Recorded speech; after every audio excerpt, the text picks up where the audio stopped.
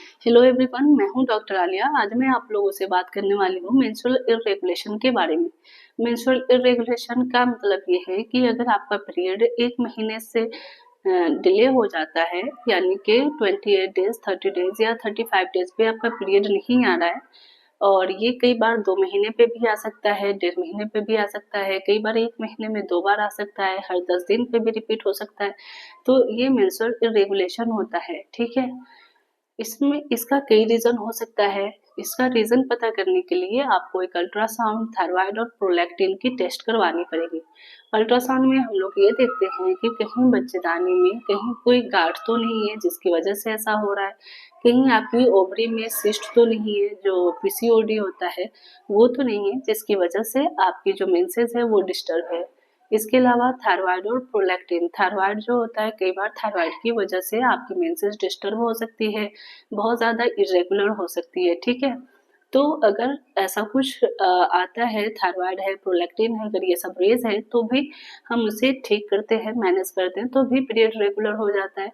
और अगर पीसीओडी है तो पीसीओडी सिर्फ अल्ट्रासाउंड में पीसीओडी आ जाना इनफ नहीं होता है।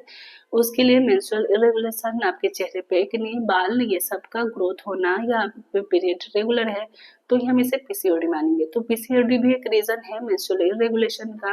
अगर पीसीओडी है तो पीसीओडी को ठीक किया जाता है।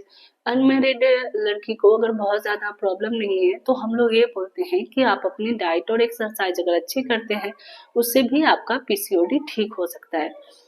डाइट और एक्सरसाइज अगर कर लेना तो कई बार पीसीओडी नेचुरली ठीक हो जाता है, उसके लिए मेडिसिन रिक्वायर्ड नहीं होती है।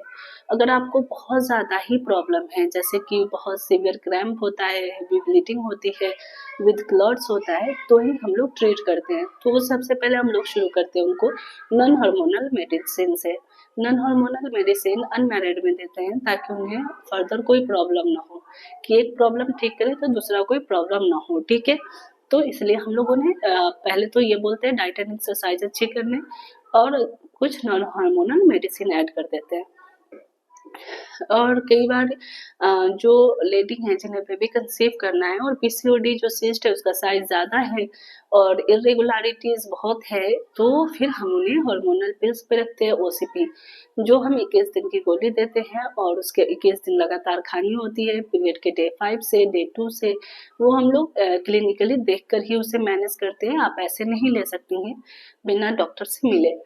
तो वो हम लोग 21 दिन की गोली देते हैं, फिर छोड़ने बोलते हैं। छोड़ते इसलिए ताकि फिर पीरियड आ जाए, और जैसे पीरियड आता है फिर हम लोग उसकी डोजेस को सेट करते हैं कि कैसे लेना है। तो ऐसे करके पीसीओडी को ठीक किया जा सकता है।